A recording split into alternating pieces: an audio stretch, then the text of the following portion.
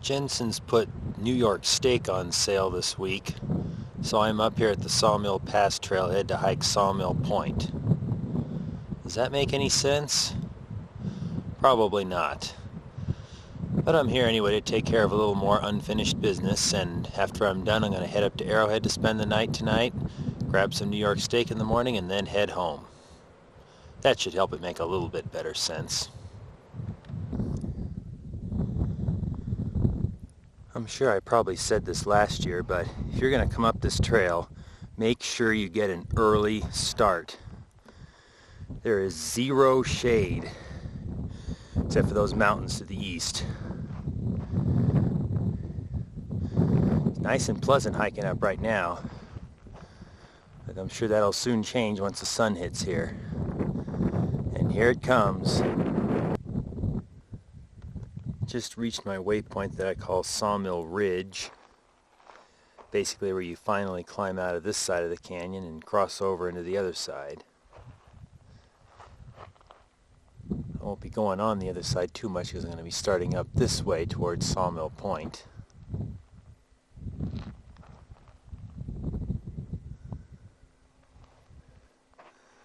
Nice little view from this point.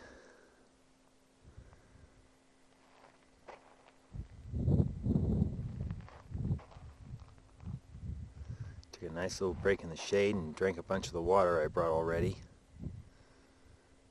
So I'm ready to keep going. Moving right along up the ridge line. It came to what I thought was going to be a drop down, and I tried to side hill around it, but that proved to be quite tedious. So I think it's best if I just try to stay on the ridge itself and roll with the ups and downs. It's looking a little easier ahead, so I got out my trekking pole to try to help up the sandy parts. Stopped here for a little break. I could spot the parking lot down there through the trees.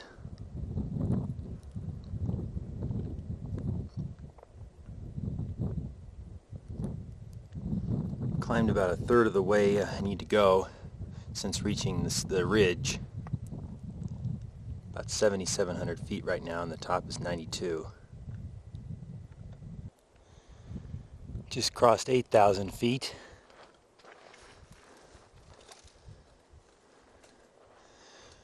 Going to be a little bit of a bush maze up here. Probably won't escape bushwhacking altogether.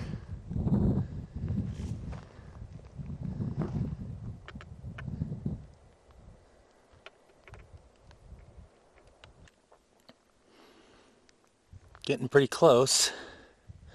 About 400 feet to climb and about 0.2 miles. Looks like it's about to get pretty steep. Hopefully though that'll mean less sandy. Easier to go up. Came to a little notch over here and found quite a drop off on the other side.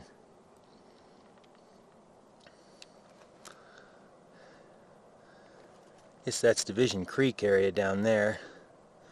That's the Armstrong Road.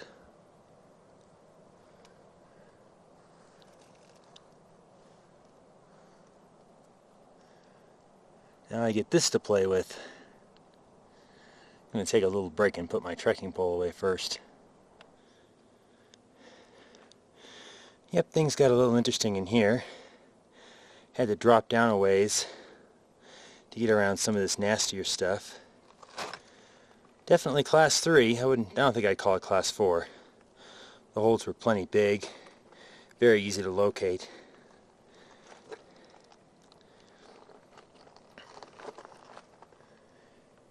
Should be just about there, but that doesn't mean anything. Still could be challenging ahead. Well, my GPS data is saying the high point's over there, though clearly it's not, because this is obviously higher. I just got to get up there. There it is, Sawmill Point. Been up here for about half hour, 45 minutes already. Enjoying some food and drink. The summit register's right there. Clearly this is the high point, not over there.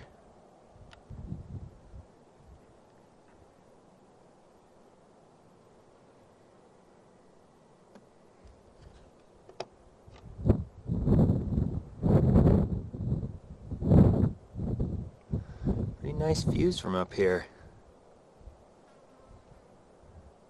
You can kind of see the hog's back down there.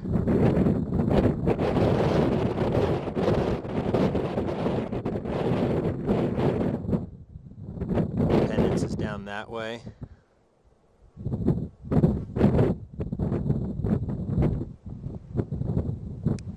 I think I can see all the way to White Mountain too.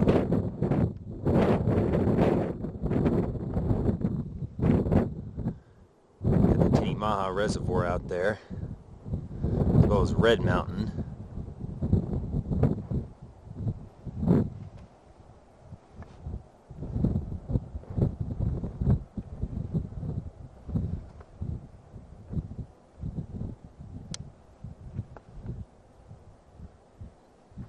A few clouds developing, but I don't think there's supposed to be any rain today. Hope not, I didn't bring the dry sack. It's probably Birch Mountain out there, and Tinemaha Peak.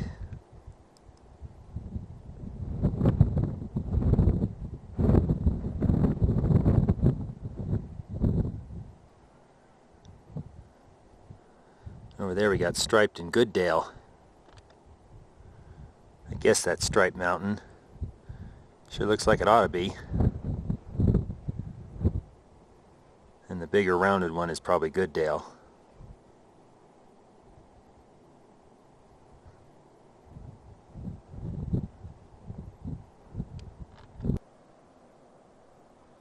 So I guess that's Division Creek down there.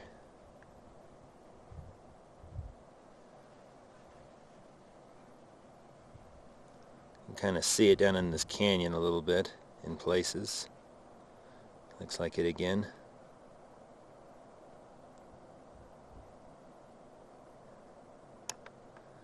That's quite the adventure, I hear.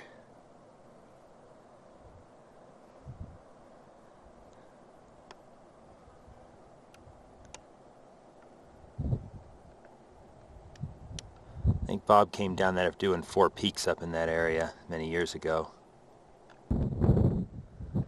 There's Sawmill Point's counterpart, Lookout Point. It's actually 1,000 feet higher than me. She doesn't look like it from here.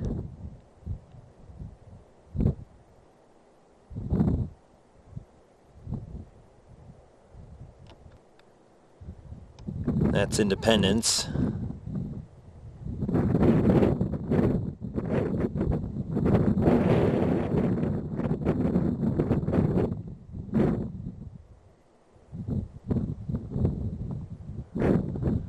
Doesn't look like we can quite see the Lone Pine. The Alabama hills are in the way. That should be Red Mountain, which Red Mountain Creek is named after. The one that takes you up there by Split Mountain. Little cinder cone in the desert.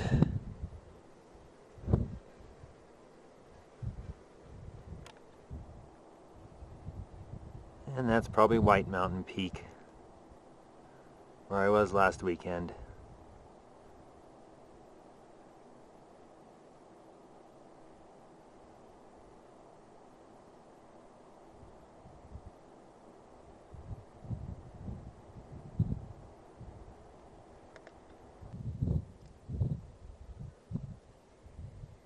A 14-year-old register. Hadn't been a whole lot of traffic in it since either. We got Brian French with Marie. Chris Keith wishing someone a happy birthday.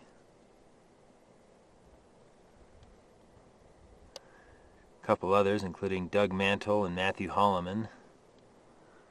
And we're already at the 2015 Sierra Challenge. A few names missing from people I thought were up here, like Chris Henry and Sean Reedy. Although Sean's on the next page. Okay, I guess it's the same day. Daria and Sean were here. And then me, just over a year later.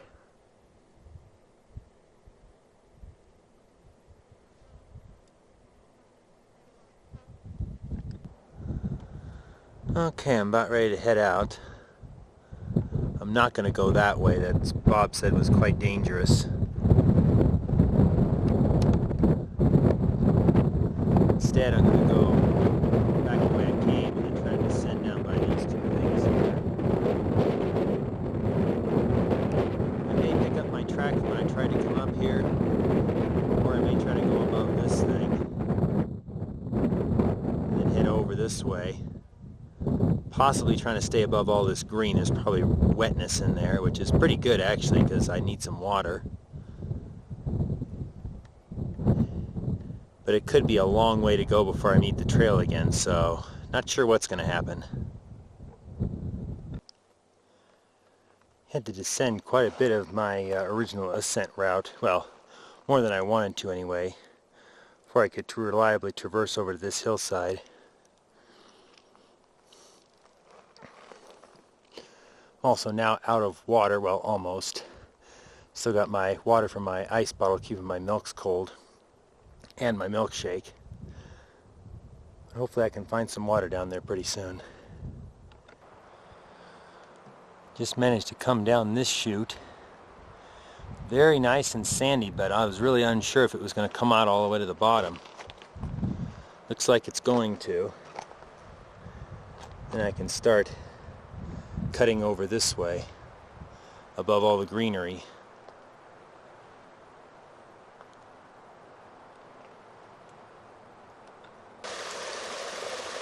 Well, I found a little stream right about where one was depicted on my topo data. So now I'm all rehydrated again. I don't think I'm going to make it to Sawmill Lake after all today. It's getting kind of late, and I won't have time for the other activities I have planned, so I'll probably not cross this stream and just try to follow it down and meet the trail somewhere.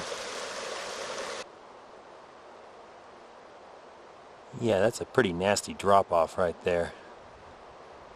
Glad I didn't try to go that way.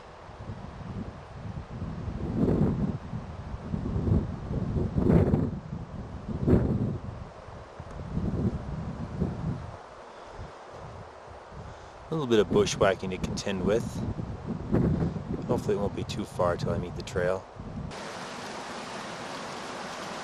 After a bushwhacking down the hill a little ways, I came to this nice stretch of the little creek where it's not shrouded in trees. So I took a nice break, soaked my feet, ate the rest of my food, sandwich-wise anyway. Now I'm going to try to head over this little hill and find the trail. Since where I was going to cross before looked like a pretty awful bushwhack, this looks a little better for now. This doesn't look like very fun to cross. And there's a little stream over there too. But luckily I don't have to. The trail's right here. Time to go down and cruise. Here's the crossing of the little stream that has since been fed by another small stream.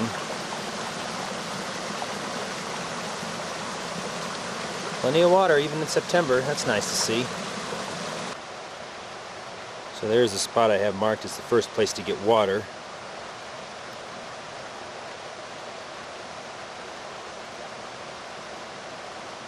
It's clearly what people use it for.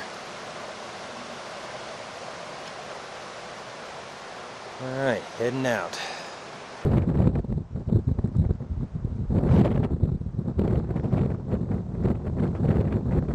Neat cliffs here at the end of Sawmill Creek's canyon. Lit up nicely in the afternoon sun. Which, by the way, is pretty warm when that wind doesn't blow. And just like Shepherd Creek, or Shepherd Pass Trail, you gotta climb a little uphill on the way back, but it's not nearly as bad as Shepherd Pass. Almost stepped on this guy.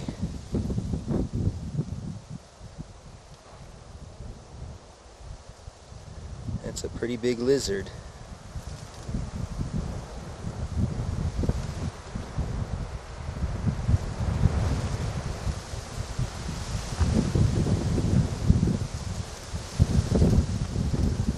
There he goes. So that's where you cross the high point on your way down, right by that little pinnacle.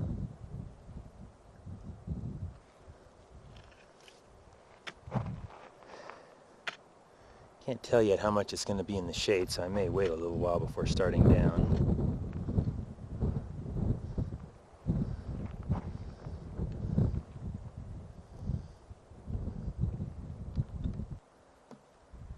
Well, it looks like it at least starts out in the shade.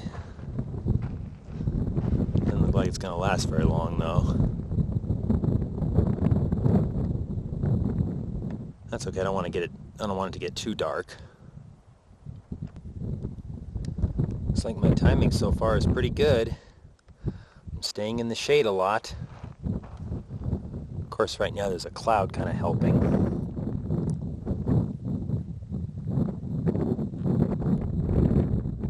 Well, looky there. Cars in the shade. Got about 500 feet to drop.